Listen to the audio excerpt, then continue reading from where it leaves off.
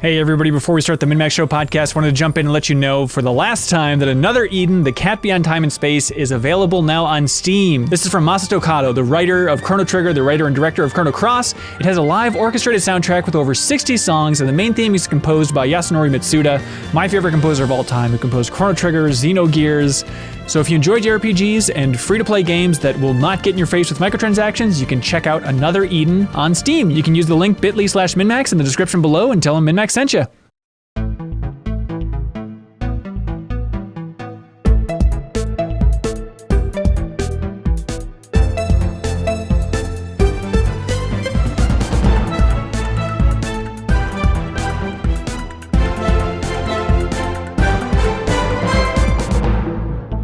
Hello and welcome to the MinnMax Show, a place about games, friends, and getting better. I'm Ben Hansen, joined by Jacob Geller, who is treating that opening like it's a little musical number in and of itself. Yeah, there's music throughout the podcast, right? Yeah, that's true. Welcome, sir. YouTube essay extraordinaire Jacob Geller, friend of the show. It's an honor to have you back. My pleasure. We also are joined by MinnMax's little stinker. That's right, Suriel Vasquez, everybody. That's me. Smell-O-Vision, engage. I don't know. And Janet Garcia. Welcome, Janet. Hey, why don't I get a thing? Let's see. The old blurry Shelf Garcia herself. I don't know what's going on behind you. I need more sensory input to get something to play off of. That's fair. Okay. Hey, on this episode of the podcast, we're talking about Resident Evil Village, not to be confused with Resident Evil 8, a completely different game. So we'll talk about that demo, the big showcase from last week, all that fun stuff. Also, we have, forgive us, listeners and viewers, for we have sinned, for we have not talked about It Takes Two. Really in a big way yet on the podcast. So on this episode, we're going to talk about it. And then we're going to talk about a game called Before Your Eyes, which maybe you haven't heard of, but by the end of this conversation, you're going to be running to the nearest computer. And then Leo Vader is going to join us, talk about some other stuff. And then back half of the show are some great community questions submitted over on Patreon. And before we go even further, I feel like it's a nice reminder every once in a while, if you're watching this on YouTube, thank you for being here. You can subscribe to the podcast version of the MinnMax Show for free. That's just in your regular podcast feed in your favorite podcast app. Sometimes people are confused, think that it's a Patreon exclusive. I don't know why you'd be confusing, Jacob Geller, because clearly at the $5 tier on Patreon, you get early access to this podcast. And at the $10 tier, you can watch us record it live for the earliest access. I don't know why people can't keep it straight. They teach this in public schools. Everyone should know. The Patreon tier system. Basic Patreon tiering systems. Oh boy, it's a mess. What's new, Jacob Geller? What have you been up to, man? Not much. I mean, I messaged you specifically to be like, let me come and talk about Before Your Eyes. So that's been exciting. Other than that, I don't know. I'm in North Carolina. It's very nice here. I think there are other parts of the country that still have snow, but I've just been like sitting on my back deck planting flowers. I think I'm going to become a lawn guy. Ooh, careful. Wait, there's no coming back. Did you not have a lawn before? And you're just like, Oh, no, I did, but now I've decided to care about it. Oh, okay. We all have to make that leap at some point in our life to start caring about a lawn. No more videos for me. It is all lawn all the time now. Okay. Yeah, was it a huge revelation where you're like, man, I wish I had, wait a second, and you go outside and it's like, yes! I was like, I can do this and no one yells at me for not including a minute detail of it. Do you think... There's no comments on the lawn. Do you think someone that... leaves a sign on your lawn says first. Would your YouTube audience like allow you to make a video that was all about lawn care? Do you feel like they're lenient enough, or would it be an outrage about people be like, talk about a way, you hack? I think I could. I mean, it's like I've read like Michael Pollan books where it's like I'm not interested in like, learning about food, but he's an engaging enough writer, and like I feel like I could probably take that journey. I would connect it to like Grow Home or something. Yeah, Grounded. There's some things you could do there. Mm-hmm. By the way, what if there are little guys back there? I would love to know if you're watching and listening to this, if you're playing Grounded, if you have thoughts on Grounded, that Obsidian survival game that I feel like I assume people are playing. I just have not heard anybody mention it for the last 6 months. And so please let us know how it's doing, how it's evolved, all that fun stuff. But hey, let's talk about Resident Evil Village. They had the showcase last week. They had a series of demos. I realized it's a new world order when I had to Google demo schedule Resident Evil today just to try and figure out like what is going on with these. But basically it's a series of demos that are timed exclusive for the window where you can play it. And then also you can only play each for 30 minutes. Am I getting that right? On PlayStation 5 and PlayStation 4 only. Oh my God. Okay. What a mess. I don't know how we can make this clearer, honestly. What's there to get? There's a $5 tier. It's right there. Did everybody get a chance to play the demos? Or demo? Yeah. Yes. It's not a super long demo, but it did take me 2 tries to get through it because the first time I was, kind of being very exploration based. And then the second time I just said, okay, I'm going to set this to casual and just try to get to the end. But hang on. Is there an ending? Yes. Once you open the door that you find in that first Spoilers area. for the demo. But you can't play. You open a door. They play like the trailer of like, hey, you did it. Like, here's like the trailer that you're. Okay, because I got kind of like the big set piece kind of cutscene-y thing, and then I got out of there, and then I just wandered around the village for a little more, and then I was like, your 30 minutes is up. Here's the trailer. So I guess I didn't actually get to the end of it. They just play they're just like, here's your time trailer. Like, so it's the not end like is an ad. Yeah. Well, I got the ad. The ad is the real end. The true ending. They hit me with that either way. So wait, how did you play it multiple times then, Serial? Aren't you locked out after 30 minutes? PlayStation 5 allows for multiple accounts to be used. Wow. And that's why we What call account him did the you little use? stinker. Hello, my Sony. I'd like to arrest a man. Hey, it was perfectly legal. I used my brother's totally certified online enabled account. We just happened to be playing it together. All right, we guided each other, and then the second time we were just like, we're gonna play it on casual because the one kind of enemy encounter you have was surprisingly tough on normal. Yeah. So this demo takes place in the village, and if we're all thinking of the same encounter, by the way, I missed my window to play it, which was frustrating. I ended up watching Dan Reichert stream it, but it seems like the first encounter you have is with the werewolf in the tall grass. Is that the idea?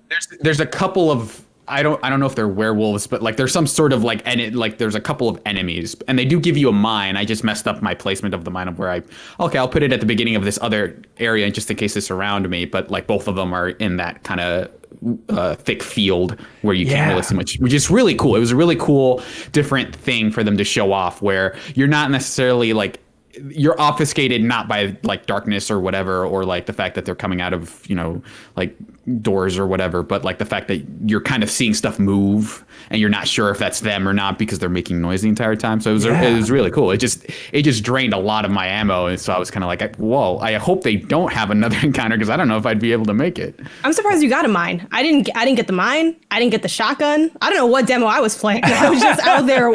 No weapons, just vibes. No, I did get a gun. And like that encounter was, what's funny about it, since it's a demo and it doesn't save, like your progress does not carry over from village to the other full demo or the main game. So I was like, you know what? And I streamed it and I'm like, you know what? This doesn't matter. It's not real. I'm just going to waste all my ammo on this bullet sponge of an enemy. And like, I was thinking though, like, okay, when the game actually happens, I can't live like this because it's not going to last long. Yeah, I had my first actually a little bit earlier than the field because you walk into the house that you find there's a shotgun in it. And then when you pick up the shotgun, at least for me, there's a werewolf that kind of like it was like pulling boards off the window. It was very Resident Evil 4-esque in terms of like I could see out the window a little bit, and this thing was like pulling boards off, and then I shot it with a shotgun. But yeah, it was neat. Even though there were only like 3 guys. Yeah, I think my revelation, watching this demo at least, my Resident Evil revelation, was just the idea that like, oh, this game's going to make werewolves scary, which I don't know if I've ever been scared of like lichens or werewolves in any fiction, unless I'm forgetting some clear, scary version of it in the past that I missed. But it's like American Werewolf in London when his face goes like. Bleh. I guess that is weird looking. Yeah, that's true. In this last Dota patch, like in the they had to delete a whole item from the game to fix how powerful he was, and then so he was very scary. But yeah, werewolves usually not they're usually like here's a tougher than average enemy, but they're like one boss fight and they're not that bad. Yeah. Janet, did you have any revelations or like big impressions about the demo that maybe you weren't expecting? I felt like it was really pulling in some of the best elements of Resident Evil. The nice thing about being a late to the party Resident Evil fan is I don't got to play any of the bad games or any of the presumably bad games. I'm like, I don't need to experience the things that y'all complain about as like being too deviated from the formula. I can just get the formula. So like my RE backgrounds, RE8, RE2 remake. I played like a tiny bit of RE4 on Switch and then just stopped and never came back, as I do with most games. So yeah, it did feel like it was pulling in a lot of those elements, which was cool.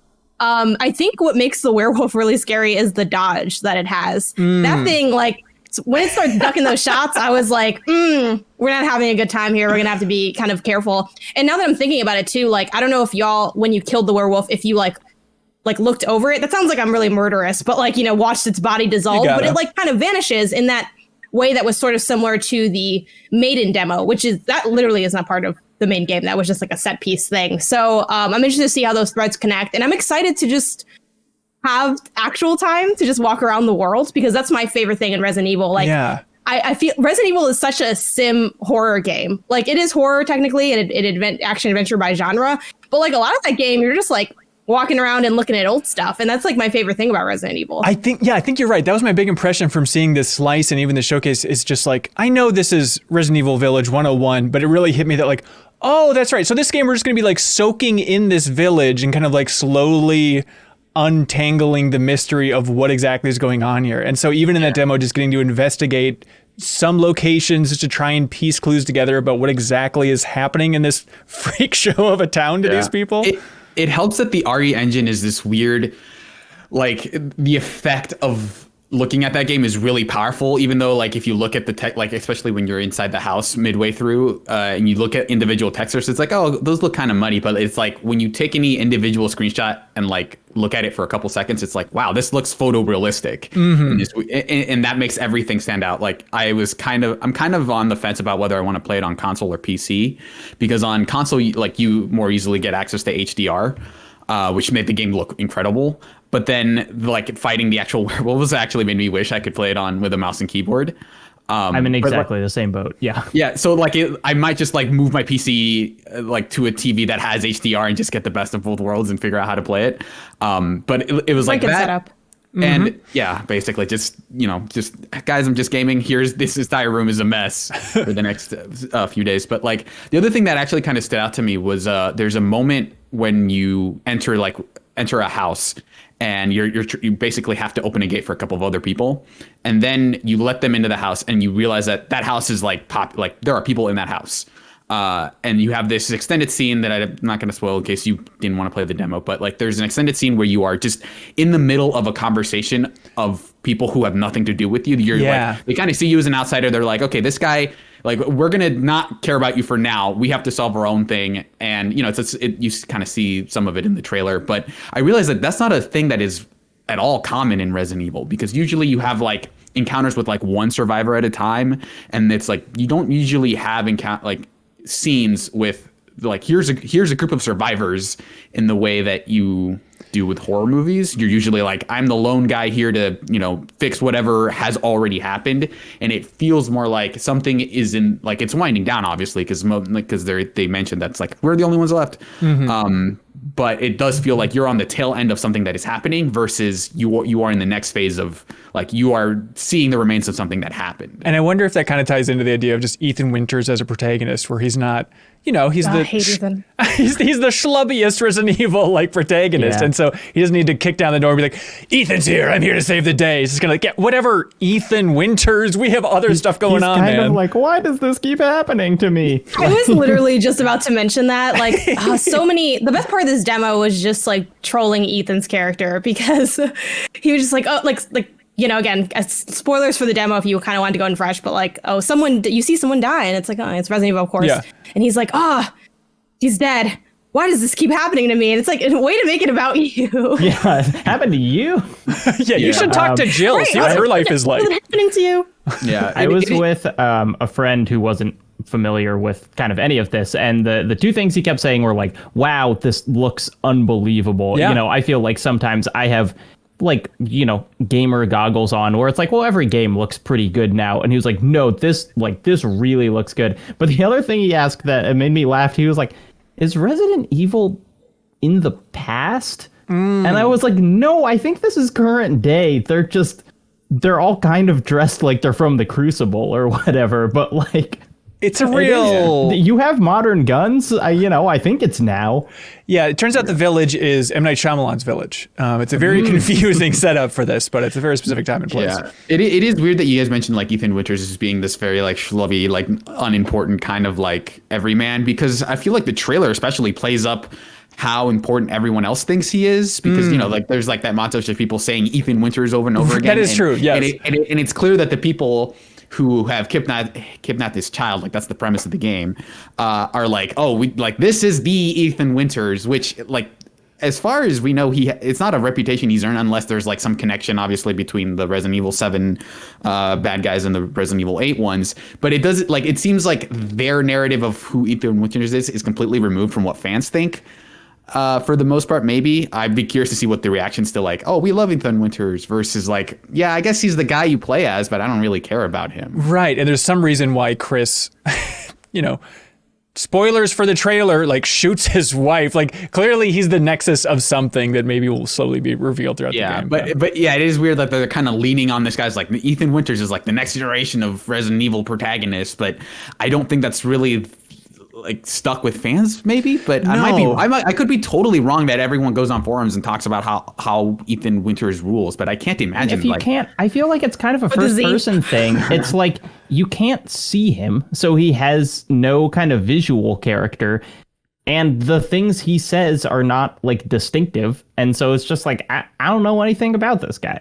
Yeah, like he doesn't seem like he's newer, but it doesn't seem like he's even immediately on that tier of like, Leon, Chris, Claire, those other. It seems like he's just completely not in that league at all. But like this game definitely feels like, no, we want to make Ethan Winters like a capital C character in the Resident Evil universe versus like he just happened to be this guy that was caught up in this event. But at the same time, I feel like a lot of their messaging right out of the gate with Village was, it's the end of the Ethan Winters story. Please look forward to us slowly lowering him into lava. I can't wait to watch Ethan Winters die, even though I am Ethan Winters, so that probably won't work out for finishing the game. But I feel like with the first person thing too, and maybe, I don't know if they intentionally made Ethan, I don't know, more doofy and more easy to make fun of than these other like marquee characters. But part of it is like that first person immersion, like you guys were mentioning, where like I feel like I'm in the Resident Evil world and experiencing it. And the most fascinating parts and the things that everyone's talked about from the trailers and everything have been, like these, women. Now, granted, some of the conversation has been for a very specific reason on, how tall this woman is and stuff. Yeah. But like, that's what's enticing and interesting. And it's like, oh, what's going on in this castle and what's happening in this universe. And it's not so much like, I don't know who's like really doing this because they like care so much about Ethan's daughter. Like I'm just here for like the adventure and the lore and the intrigue and the crazy fights that are definitely going to happen. Like I'm excited to see what the crazy boss battles look like in this game. Yeah, absolutely. And we need to talk about the most important part of the game. Resident Evil 4 briefcase is back, baby. Oh! You got the attaché. I mean, we didn't get to do a lot of it because obviously we only got like 4 items in that demo. Like there wasn't a lot of reason to mess around with that stuff. But even just seeing it was like, okay, like I can see how I'm gonna organize my inventory by like guns first, and then like key items, and then ammo or whatever. Like that. And the trailer showed, this wasn't in the demo, but Mercenaries is back too, which is like my favorite part of Resident Evil 4. So it really feels like they are kind of, it feels like a sideways sequel to that game specifically. Yeah. Serial, aren't you a big Mercenaries nut? Yeah, I played a lot of it in 5. I touched it a little bit in 4, but because there were, I don't know if there were achievements tied to it in 5, but I played a ton of it in 5 because it was online, so you could play with friends and stuff. And there was like a whole online leaderboard thing. But yeah, I played a ton of that in 5 and loved it. Like that standalone game wasn't great. Like it controlled really poorly, and it was on the DS, right? 3DS. I think it was on 3DS, yeah. But like it was just a lot of because they had made it specifically for that, it didn't feel like a cool bonus in a weird way. So it just felt like it's not that substantial to stand on its own, but seeing it as like a bonus that you can do with, inside Resident Evil 8 is really cool to see. Yeah. And so that game's coming out surprisingly fast, May 7th. It's coming up. And then they have the Castle demo, which Janet is also PlayStation Saturday. Exclusive.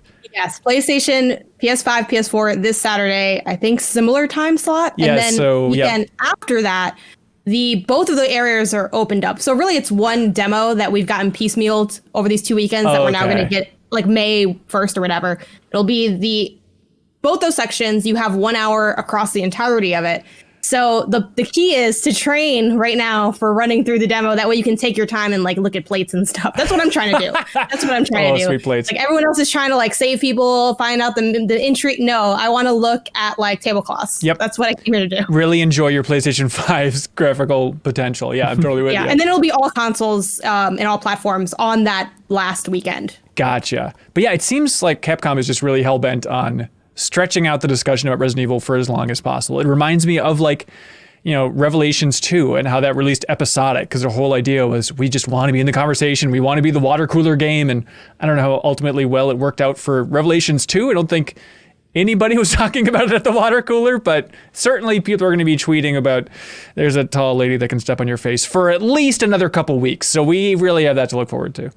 But also in that showcase, they revealed a new version of Resident Evil 4, everybody, but not the remake that has been rumored for so long. Well, maybe I wonder if this was it. Like, hey, they're remaking Resident Evil 4. Boy, I can't imagine. But yeah, this is the VR version of Resident Evil 4, which is wild because they turn it into a first-person game.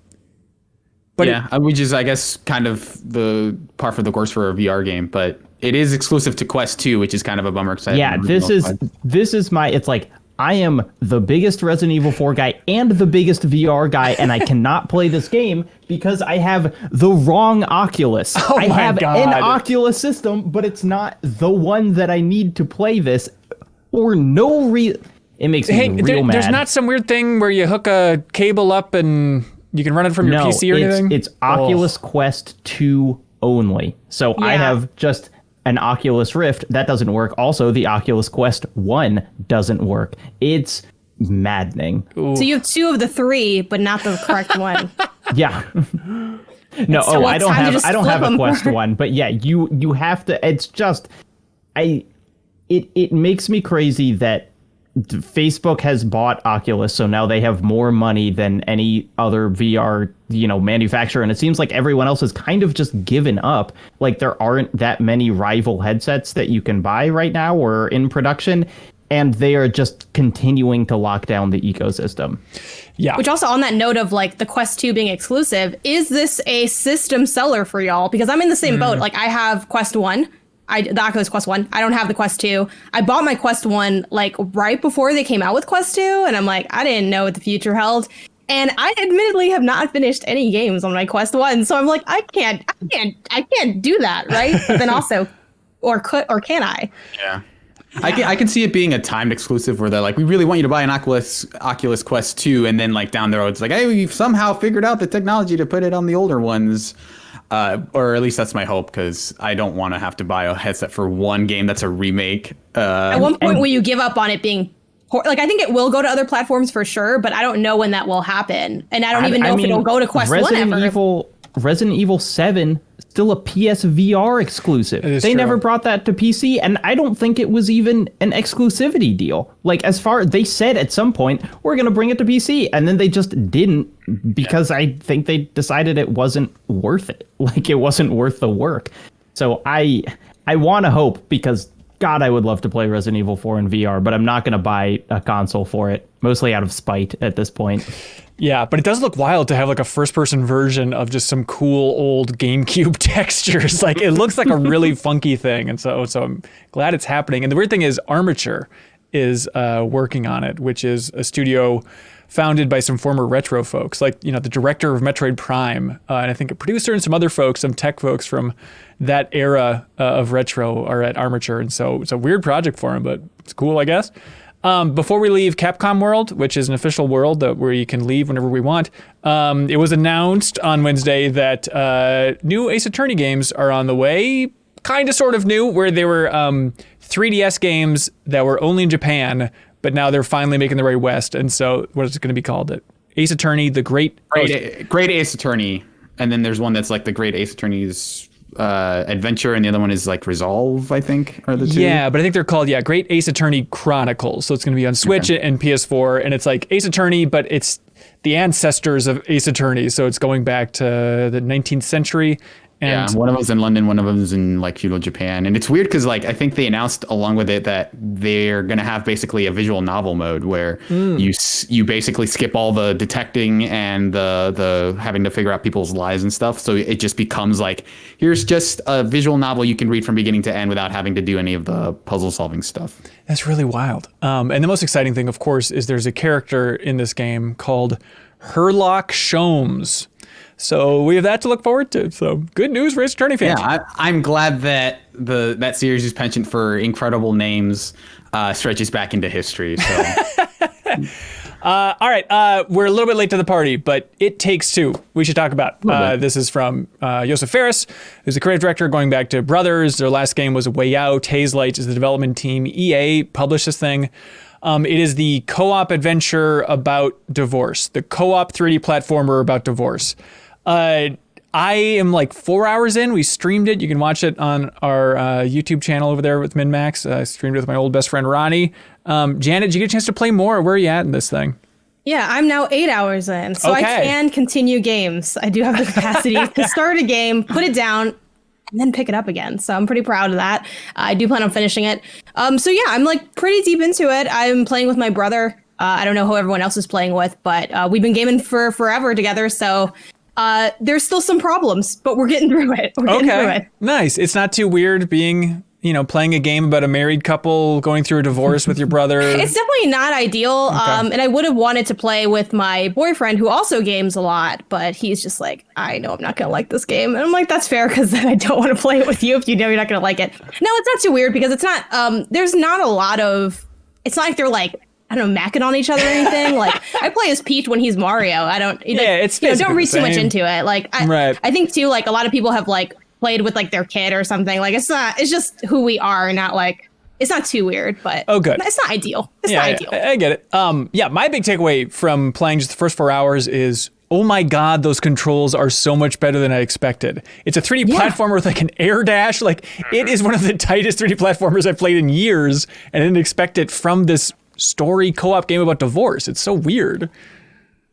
Jacob Geller, you seem red hot on this game. Yeah, I have beat it. I played all the way through with a friend. It's like 10 hours, Janet. So you're almost at the end. See, but am I? Because I play real slow, so I'm kind of. I feel like I'm. Maybe you're halfway through. Who knows? I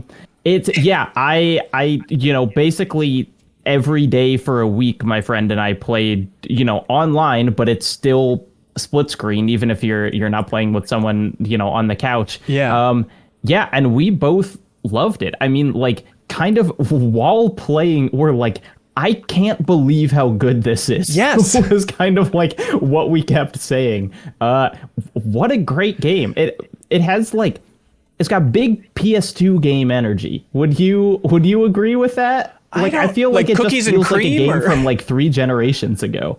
I don't know, but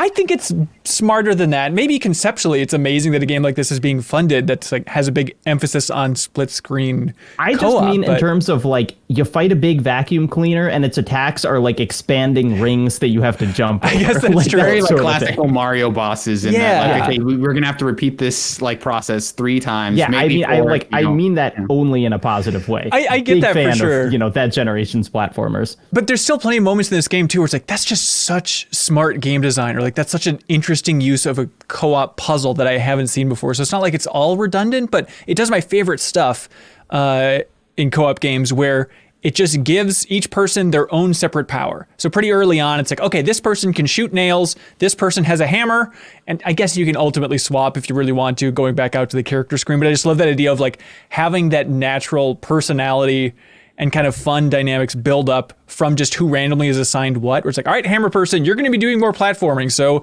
we'll see how that shakes out. And naturally, you're going to be arguing with your co-op buddy about shooting the nails in the wrong spot. Or like later on, I love they have this setup where one character can shoot like explosive gunk and like coat enemies or coat surfaces. Then the other character can actually detonate it. Like there's so many fun kind of uneven co-op abilities that just mesh together for really fun discussions. What was exciting when I was playing is like my friend and I were both like I think I got the one that I would enjoy more. You know, Right. like there were rarely times when I was like, oh, I really wish I got the gun that shot gunk. You know, like they seem really kind of balanced in terms of how fun they are and like how much you get to do with each one.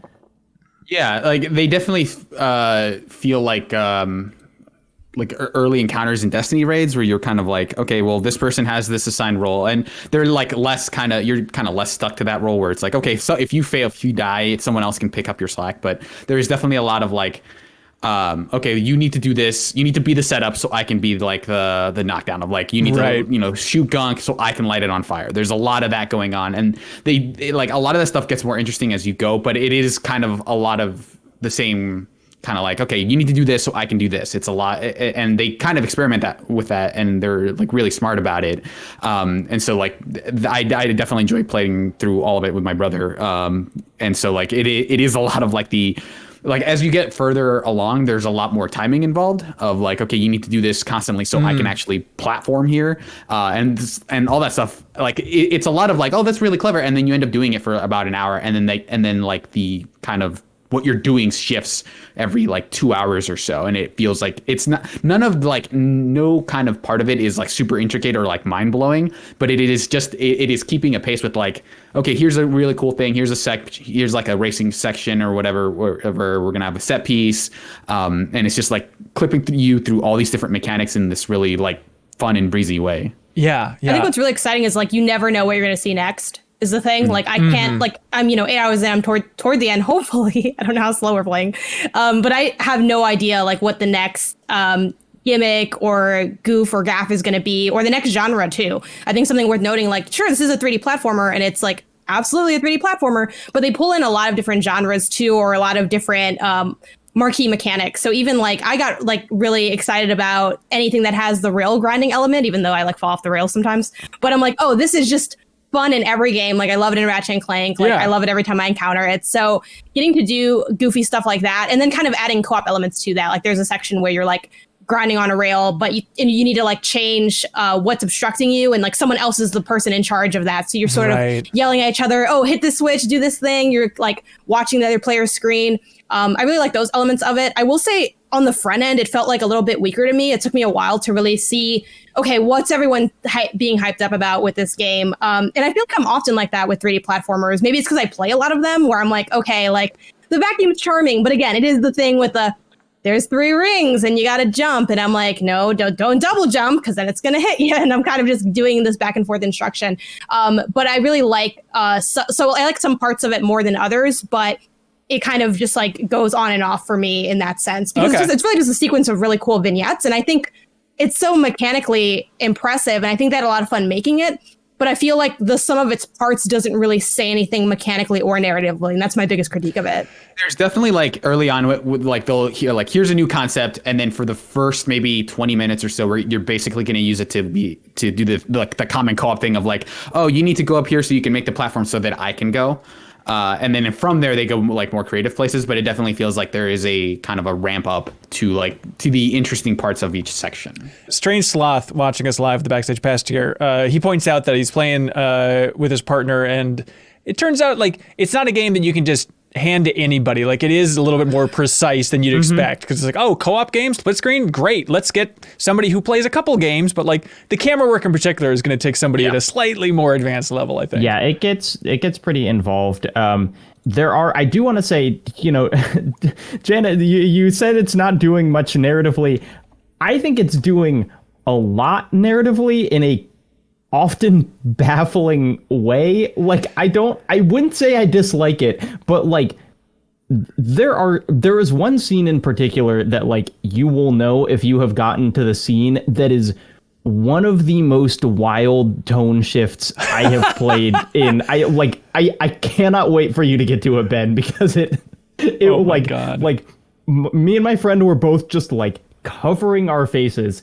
It is it's so sincere. Like it's really going for it, and whether or not it hits it every time, it's just like, well, this team or this storyteller believes in the story they're telling, and I guess I gotta respect it for going right into it. It seems, a lot of times it's like it seems like it's made for kids in kind of like you got a hammer and a nail or you're going around a workshop, but then there will be these like plot beats or whatever that like do not feel like they are for. I mean, it's very kind of Joseph Fares, like he makes these really weird games and I like it, but it's like it is a game about a couple considering divorce. Yeah, it is weird, like how those tone shifts are kind of weird, and ultimately it feels like a weird, like, I don't know, like I would be curious to see what kids think of it. Like the whole concept is that, there's this divorced couple that is thinking of splitting up, and that's really affecting their child, obviously.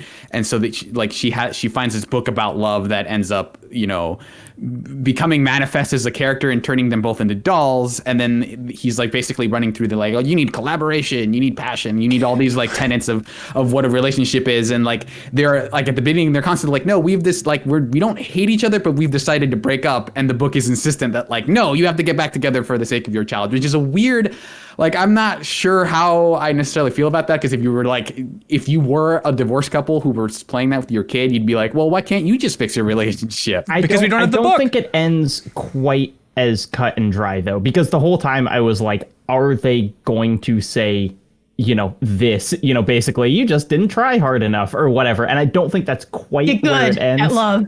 Yeah. It does seem to be leaning, like, from what I remember, because we played this game years ago, but like, what? Like yeah, I mean, we're talking about this retro game, so we just want to make sure that we have the proper context. But like, on the end, it does seem like, yeah, we should try to, kind of regain some of that affection for each other. But I do more consistently, I think I'm kind of frustrated by that book character, because it just seems like a needless, like for one, he's kind of a frustrating character because he's always kind of being annoying, and I don't necessarily care for the voice or whatever. But it seems really in love with this kind of like, you almost got it, but now like we're moving the goalpost kind of approach to storytelling, which I don't know if that's just a thing that like maybe kids like having happen, but it definitely seems like a thing where it's like it constantly says, oh, you're at the end, but no, there's way more. And it's weird because like on the one hand it's like, oh, okay, cool, I get to play more of the game, but it like the way it contextualizes playing more of the game is just like, oh, you got to do more work.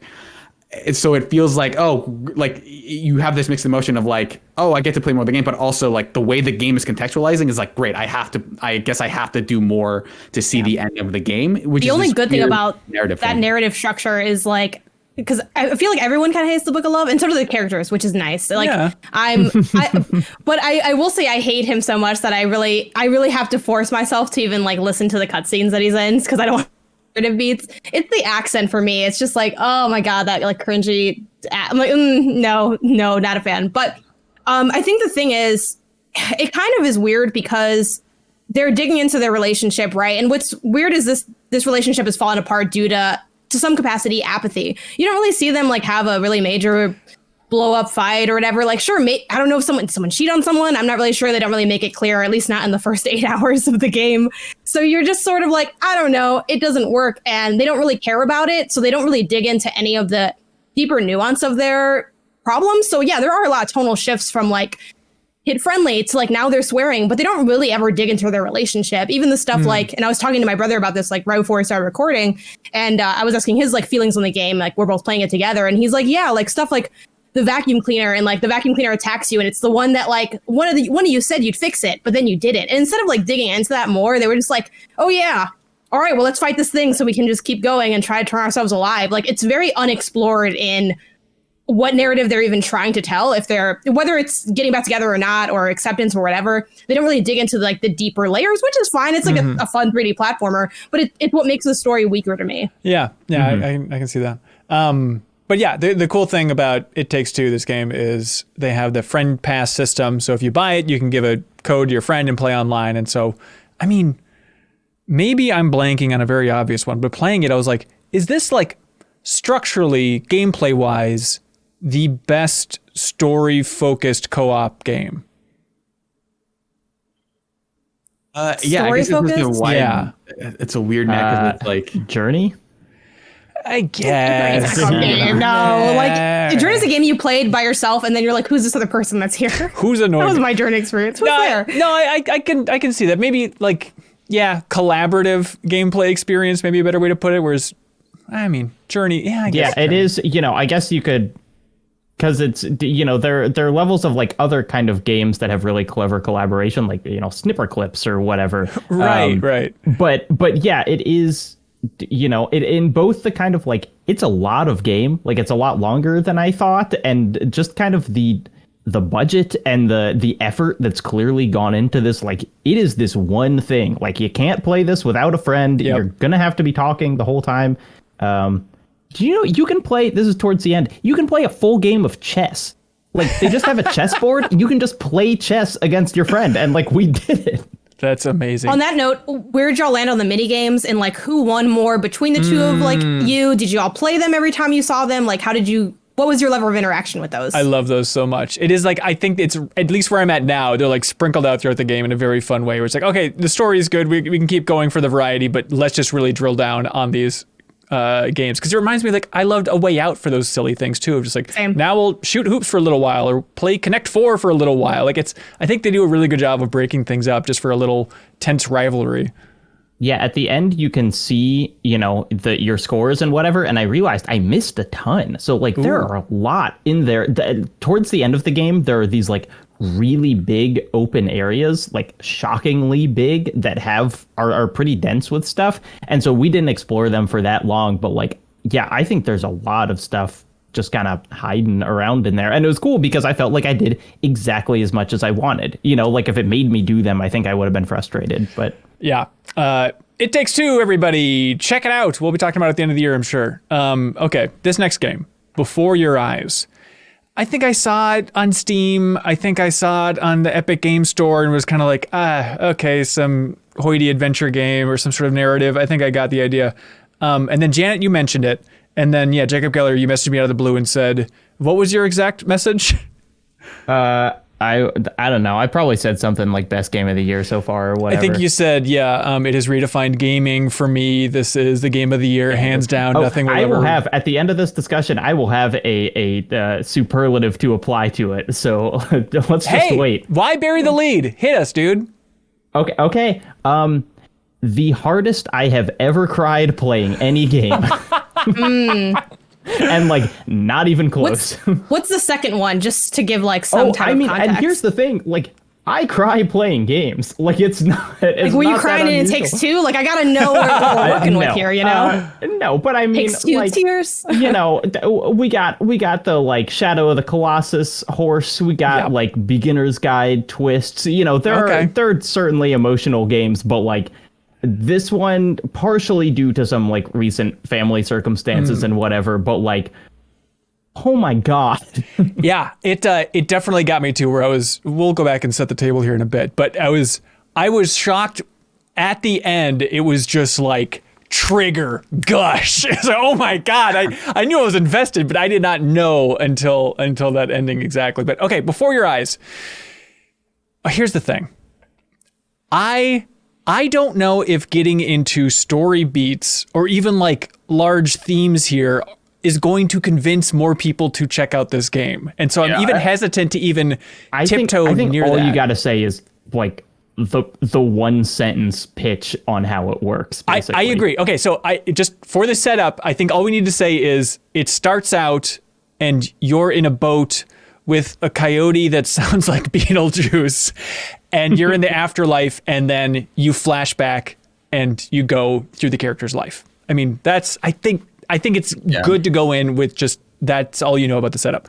But the insane thing about this game, Janet, do you want to explain why it's so interesting? Sure. It has a very unique mechanic in that you control the game almost exclusively by blinking. So a few seconds to process. It's on PC, so you do need a webcam. I do believe there's an option to play without the webcam if like you don't have one, or maybe you just are very uncomfortable with the conceptual idea of it. But you want your webcam set up. It walks you through the setup really well. So if you ever like have calibration issues, like it should be, you know, pretty easy to fix those. And you do move the mouse a little bit, but it's completely by blinking. So what that means is there are two forms of progression in the game. There is a very manual progression where you have to hover over an eye icon and then blink, and then it continues or interacts with it. And then there is a sort of automatic progression where at a certain point, like when the metronome, which is a little device you use to keep time in music, when the metronome's on screen, the next time you blink, you're going to jump forward to like the next scene. Oh and my what's God. so compelling about that is like sometimes I'm not ready to leave. I don't want to leave yet. And you're just sort of, so it has a great cadence of direct control on your end and also sort of just pulling you through the story, maybe quicker than you might want to go.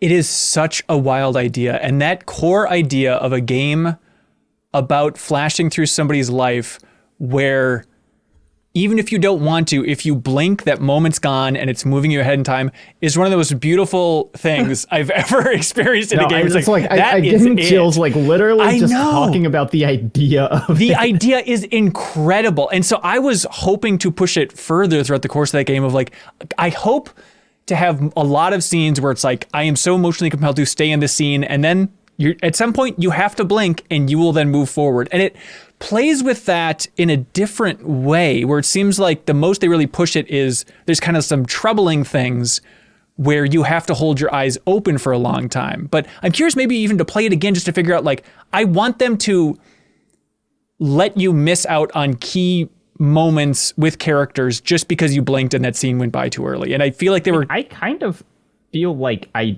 did. I mean, like the interesting thing about it is like characters kind of just keep talking. You know, like they know that like, you know, I mean, the scenes are probably not that long, but for most scenes, I would skip them in the middle of a sentence because I would finally be like, I can't hold my eyes open anymore. And so like very frequently a character would be saying something and it would be like something I wanted to hear the end of. And I would just, you know, I'd just miss it. You're almost acting as like a compulsive editor of just like when it's not like an intense thing of like I need to see, you know, like there are times where they kind of do test how long you can go without blinking. But like for the most part, it felt like, OK, I'm ready to cut the scene off here because I kind of went into it knowing that like the whole point is that you're kind of missing out. Right. And so I was like, OK, I'm ready to move on at this point. And so I just kind of began editing that stuff and kind of building up my own version of this story. And so like it was this really weird thing. And then, yeah, they obviously like they kind of acknowledge that and they kind of play around with it later on. But yeah, it definitely feels like they were aware, they play tasted this game a lot and were aware of kind of some of the pitfalls that come with making a game like this. Yeah. And so like even though there are definitely scenes that I cut short by accident by like blinking too much, or there were a couple of times where I looked away from my camera and like just like take a drink of coffee and then it ended up skipping. I was like, oh damn it. Which actually feel like, you know, the thematically appropriate. Totally. But it does feel like if you just experience it from beginning to end, you are getting like a complete story where you don't feel like, oh, and now I need to go back through all the chapters and like collect everything. And that is my other really like the thing that I really like about it is that it's not that game at all, right? Like they don't feel compelled to say, well, here are like extra things to look at, or like, you know, here they have a few choices, but from what I've heard, like they're not super like there's not like, oh, depending on your choices, you could spiral the story in a very different way. So I feel like most people that I've talked to, like they experienced it in like an hour and a half and that's it. Like that is the runtime. You don't get a lot of like, you're never stuck. You know, it is kind of just this momentum based, like just keep going. There's no puzzles to solve. There's no, you know, like I said, collectibles or anything to like diverge from the story. So it just feels like it is kind of an interactive movie, but it like the interactive parts of it I think make this game and like are the most interesting part. But it feels like this kind of like, okay, here's how you can just design a game without any cruft in a lot of ways, where it's just like, this is 100% what we want you to do. We are like, it feels, you know, how if you remember like Roger Ebert said games aren't art because there's no like directorial intent or whatever. This feels like a game that kind of dismantles that argument of just like, wait, so you're saying games can be art? Is that what I'm hearing today? This is the first one. This feels like a game that is specifically addressing that. Not to say that we have to as a like games are art for, you know, I think no, I'm like totally just messing with you. But this feels like a game where it's just like, okay, here's what a game with like 100% directorial intent looks like, where it's just like you will experience what they tell you to. You're not even going to get stuck. You're not going to like do the thing that he mentions in that essay of like, well, Mario could just jump in the corner for however long, and like that's not art. Like it is very much jumps real good though. Yeah, that's true. But it feels like this is very like that impetus of like we have to design it around blinking and like not sticking in any one place for too long feels like it led them to design a game that is very structurally different from almost any other video game. Just to add to like the idea of like what's the gameplay of this, because I do know that's a sticking point for a lot of people where they're like, I don't want to just experience the story. But there is like I was kind of surprised by how much direct interaction you do have with it, where yes, it is moving you along, but there are specific sections of the game where and I'm just going to give like a generic example. Or like, actually, I'll give a concrete one. You're like looking at the stars and you can leave, but if you keep interacting with the stars by like hovering over and blinking, you can kind of extend the time before they like give you the forced option to leave, if that makes any sense. There's other moments too where you're like doing things like playing the piano or creating a drawing by like looking at like the pencil and then looking at the page. So it does do a good job at giving you like that little smidge of more, I guess, traditional gameplay. It's still not traditional because you're blinking, but it does have a little bit of those layers, and I was really surprised by that, and pleasantly surprised by it. I thought it was really cool. Yeah, it also ties into like the idea of like if you linger on this moment longer, it'll have more impact, right? Because like there are moments where there are interactable objects in the environment, but the metronome is going. And so I ended up using those interactable environments. It's like, okay, if I look at this thing, I don't have to move on. Like I can linger on this moment by like like drawing this thing or looking at this object in the environment, and I don't have to move on from this scene, which feels like hey, like just this weird kind of very direct argument for mindfulness of like just like linger in that moment, don't think about what is next so often, right? Yeah, I mean, it's just like, I don't think I've ever played a game other than something like Ring Fit Adventure where I was like battling my body's need to do something, you know, that like if you think about, because this will be in like a future thing that I'm writing, but it's like you think about when a game makes you like push square a bunch, that's like it's trying to make you like pretend that you're exerting effort, you know, like that's what it's doing, and it's fine, you know, it doesn't really work. And so this is like one of the only times where I was like, I just want to keep doing something, and I can't because of like my physical limitations as a human being. Yes. You know, I feel like I've never had that before. I also had to, even though it's only like an hour and a half, I did take 2 breaks because I felt like my eyes were getting dried out and I was like missing things. So I needed to go and like. Yeah, I started, I don't know if it's my camera sensitivity, but I started like min-maxing it a little bit of just like, oh, if I move in certain ways, I can kind of blink without my camera detecting it. So there were times. Yeah, like what ways did y'all try to cheese this? Because I would be lying if I said I did not literally cover my eyes during the game to see if I could. Did not work. They counted as a blink when you do that. Oh, it's diabolical. Especially because I was streaming it, so I was like reading chat. I'm like, oh, it didn't work, by the way. So you can't cheese this. How? Ooh, streaming it. I feel so sorry for you. I saw a friend of the show, Sarah Pazorski, also streamed it, and I was like, how is she handling this? And I went to it, and it's like, okay, she's just trying to like make jokes about a cat, but like, I don't know how you make jokes throughout this game. Yeah.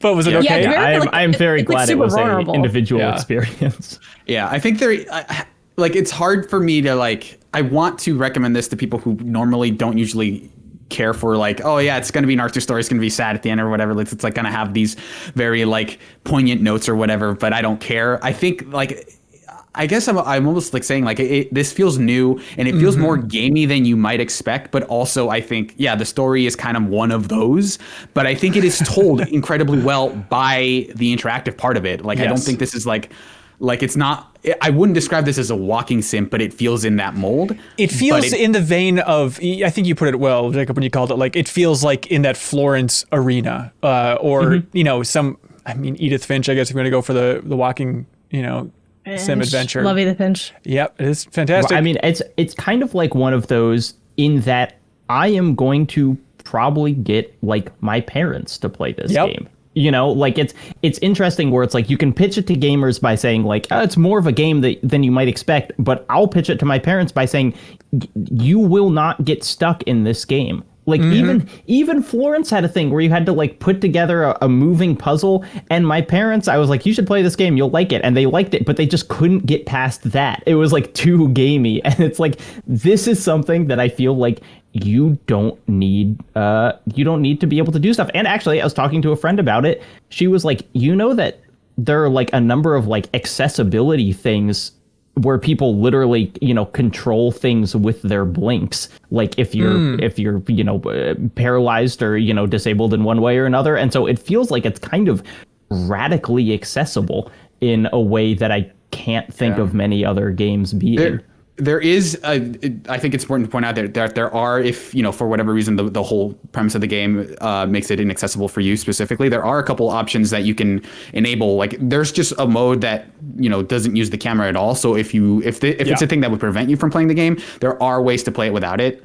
There's, I think, the subtitle stuff is kind of different because they're like, well, if you enable subtitles, it changes the game, so it's like you can limit it so it doesn't change the game. I'm curious to see what those actual differences are.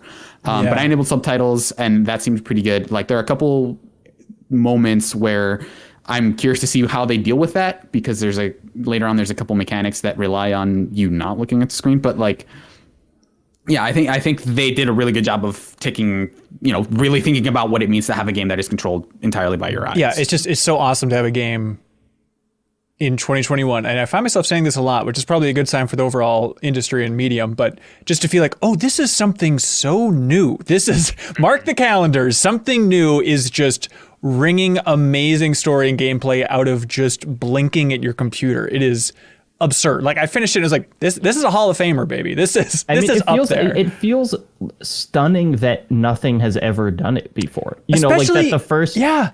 Maybe there are like itch.io things that I'm not familiar with or whatever. But like, right out the gate, it feels like not only did they use this mechanic that I've never seen before, but they did maybe the most effective version of it. Like it's totally hard. It's hard to think of. Yeah. Pairing a mechanic with a storytelling conceit that would be more effective than like these two things. Do you think this could have been, Janet, if this released back on the Kinect, could this have been the Kinect Prestige game? Because it could have handled it back in the day. System seller. I was thinking of that too with like console ports. I'm like, well, you can have a PlayStation camera. I'm gonna say no, only because I think the Kinect was going for such a different kind of game. It was, what I love about Before Your Eyes, I mean, there's a lot of things, but like it had a story to tell that felt like it could only be told through the properly through the mechanic that they used. Well, I think the Kinect was like, how do we find a way to get to use this mechanic? So that's, and I don't know how Before Your Eyes was designed because I haven't directly asked the developers or anything like that, but I think that's the key difference. And for me, as far as recommendations, I recommend this game to everybody. It's one of my favorite games of the year so far. Oh, yeah. Easily in my top 10. I think it's within the top 5. I've started kind of drafting. It's in my top 2. It's this and Valheim are really up there. Yeah. It's like it's up there. It's really high. I have to figure out where it lands, but it's fantastic. And this is the most immersive experience I've had in a game that was not a VR game. And I haven't made a comment like that since like I first got the DualSense and was like, oh, they're doing some really intriguing stuff with this controller. It's just so fantastic. I don't want to spoil any of the story, but the story they were already telling was fascinating. The further it got, the more invested I got in it. My number one thing with recommending this game though is, and it's, the developer was like in my stream and I was talking to the developer before I streamed it. And he had mentioned that they think they are going to add somewhere on the site or on the Steam page a little bit of a trigger warning or content warning.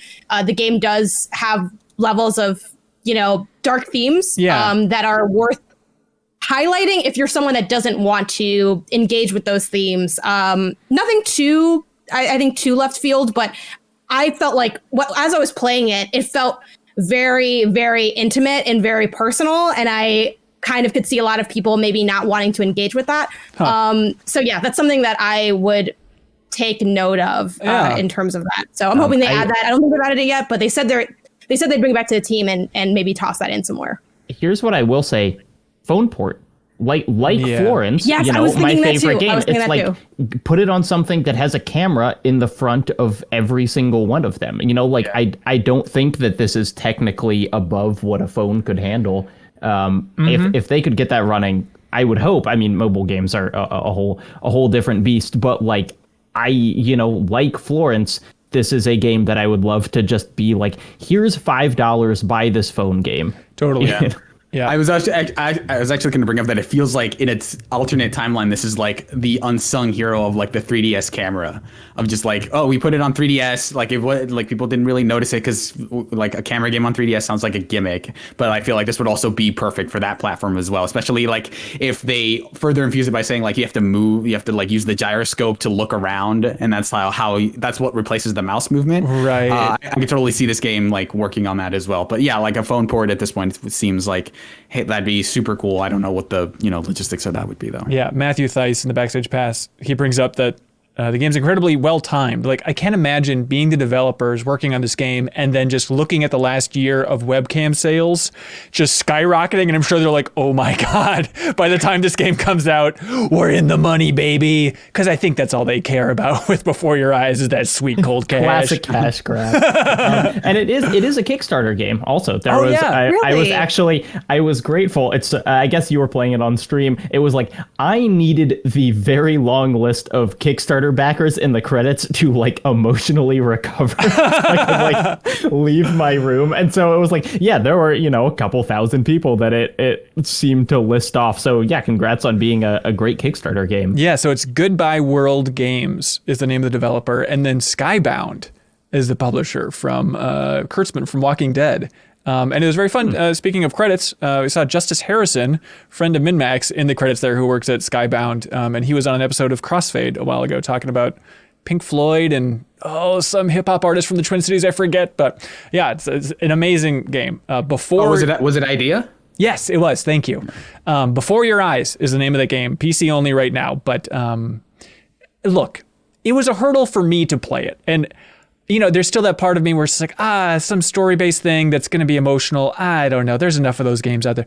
This one is really something else. Like, you should really check out Before Your Eyes. I think it's... Like, I can't get enough of being sad. Like, I can't relate. I'm like, let's go. Like, I love a good sad game. But also, one small thing I want to point out, because I mentioned that I streamed it. It is streamer-friendly. You might be wondering, if you use a webcam, how do you do the stream? Sure. So, they have a setting...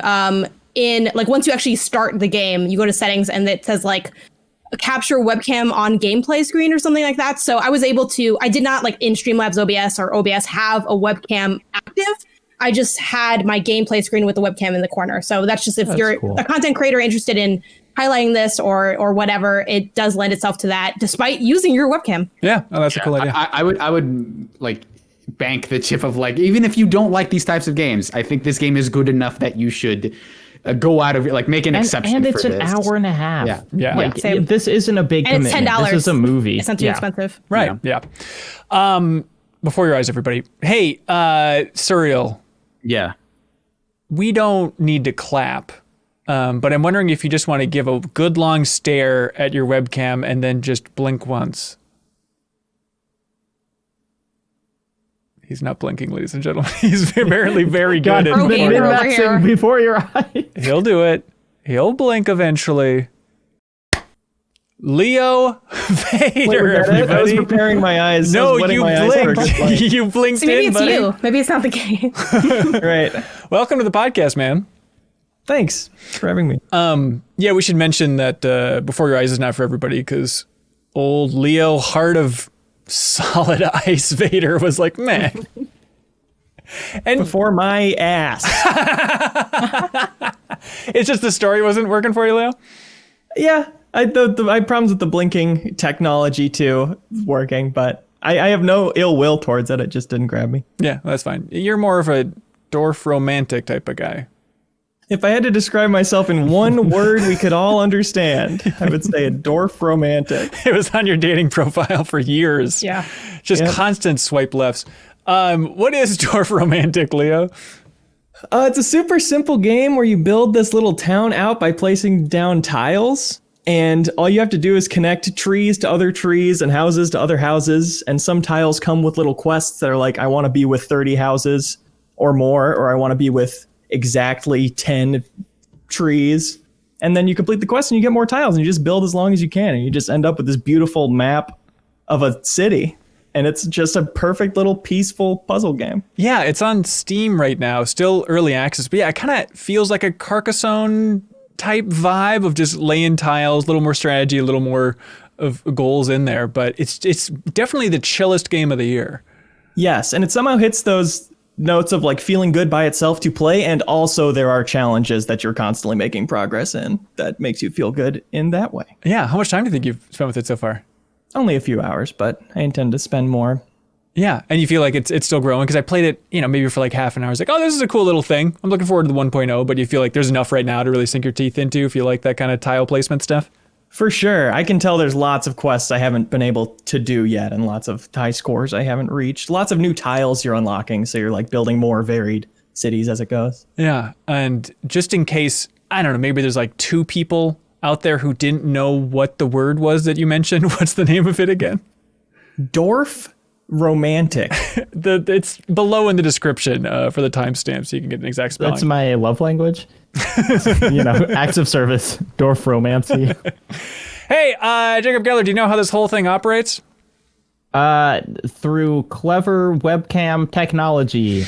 That's it. You got it. Otherwise known as Patreon. Patreon.com/MinnMax with 2 N's. If you support us at any tier, you get access to the wonderful Discord. You can submit questions for the show. You can compete in Trivia Tower. And you can get us one step closer to recording the commentary tracks for the Lord of the Rings trilogy. One step closer, just like Sam and Frodo, climbing that mountain at the end. We are so close. So thanks to everybody who supports us. If you've enjoyed our content lately, we support you supporting us.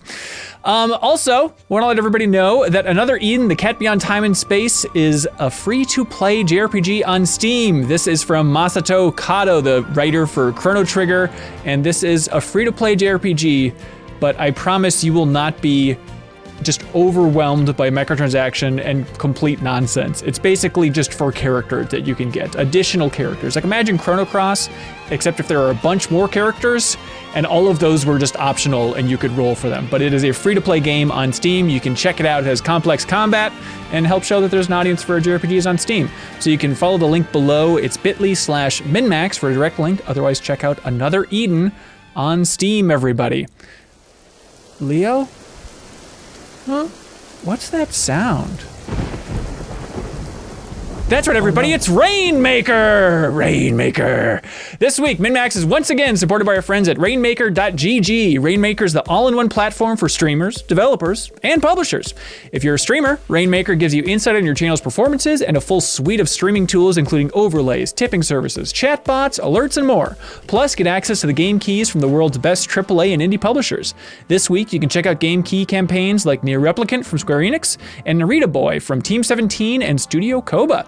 For devs and publishers, Rainmaker provides powerful tools that help you analyze game performance and discover creators on the world's biggest streaming platforms. And when it's time to get your game out there, Rainmaker's campaigns feature makes it simple to put keys into the hands of thousands of content creators across the globe, so you can head to rainmaker.gg/MinnMax to learn even more. Leo, over the last couple weeks, we've been talking about this tabletop game from Unexpected Games called The Initiative, which is 1 to 4 players, 2 to 4 players, I guess is a better way to put it. Co-op game. I finally got a chance to play it this last weekend, and it is freaking awesome. You're welcome to even, hey, how's this for a plug? Google reviews for The Initiative. Check it out on Board Game Geek. It is very good and very fun. Like, Leo, have you ever been interested in those legacy games, like a Pandemic Legacy, that have kind of the ongoing story and all that stuff? For sure, where you're making actual physical marks on your thing. Right. It's not to that extent, but The Initiative is kind of like a legacy light co-op game where it's all puzzle room. It kind of reminds me of like Betrayal, where you have this room, you're exploring it with friends, but then along the way, you're turning pages and actually reading a comic book before the setup of every mission, and it's slowly unfolding this larger mystery with each mission. And the missions are like between 30 and 60 minutes. So it's the first time in my life, and I've played some legacy games where I've been playing a tabletop game and like, I can't wait to play more just for the sake of the story. Like I really want to know how it continues. So it's a really cool co-op game. So you can check out The Initiative, and we're continuing to give away a copy of The Initiative thanks to the fine folks at Unexpected Games.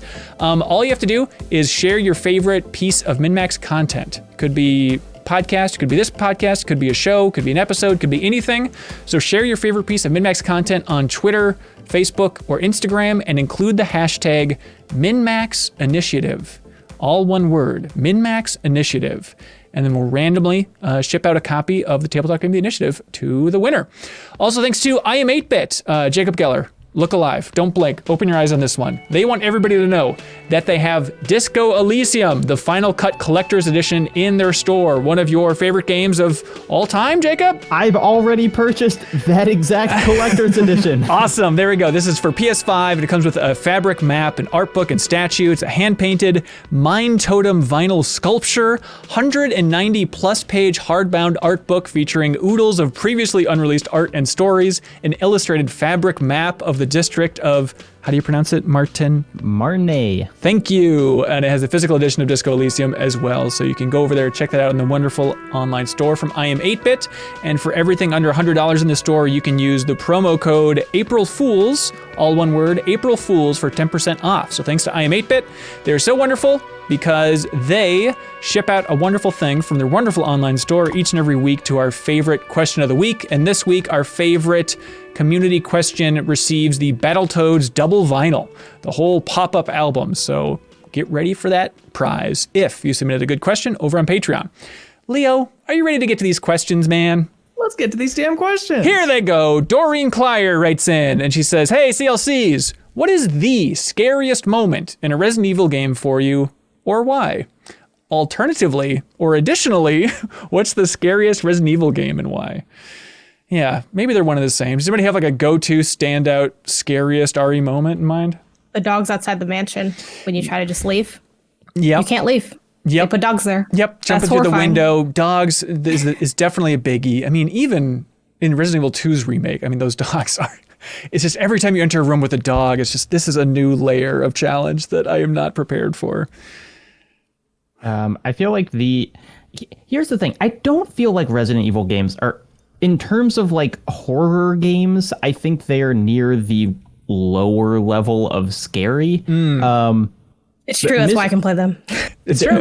Mr. X is genuinely great. I mean, and I would say even like when he's not on screen, like I think it's much more scary to just be like downstairs in the police station and hear someone like stomping around and open up doors upstairs. Like that would be my vote. I think the moment that makes me jump is there's a part of Resident Evil 4 that is just a pure mean jump scare where you're just like alone in a basement and a guy just like jumps out of a fridge on fire. Like he's just like, and then he falls on the ground. And like, that's the whole thing. And it is firmly in the like cheap scare department, but like it works. On the Resident Evil 4 front, I mean, maybe you could call this a cheap scare. I guess it's more just unsettling, but I am so freaked out by the sound that the regenerators make. Like, yeah, just like that weird labored breathing. It's the freaking worst. Oh. Mm-hmm. I don't think I've been more scared in the Resident Evil games than Resident Evil 7 getting chased around by the dad. The dad's way scarier than Mr. X, right? Yeah, like the dad's intense. The dad's intense. That's something that I am too scared to ever do in VR. There's that fight also in Resident Evil 7 with maybe the mom who has kind of, it's too explicit for me to even describe, but like a beehive somewhere, and it's just like you're just like in this kind of small house and she just like comes through the windows or whatever, and that is also a very scary part. Oh god. Ricky Winterborn writes in and says, what did your parents think of your gaming habits growing up? My dad referred to my Game Boy as a quote foolish machine. And to get an N64 for my birthday, I had to wage a 6-month war. I remember reading about that in the papers. That was really crazy. But it ended in him agreeing to go to basketball camp, and then he got the N64. As most wars do. Yeah, foolish machine. What is that? Leo, I'd imagine your parents were pretty freaking cool about gaming. I mean, they didn't let me have any gaming thing until I was 12, 13. I was just playing on, Mac for that reason, because we had it for word processing. Wait, so your dad was like cool and tech savvy, but he realized the downside of gaming and so he didn't want to shove you into that world?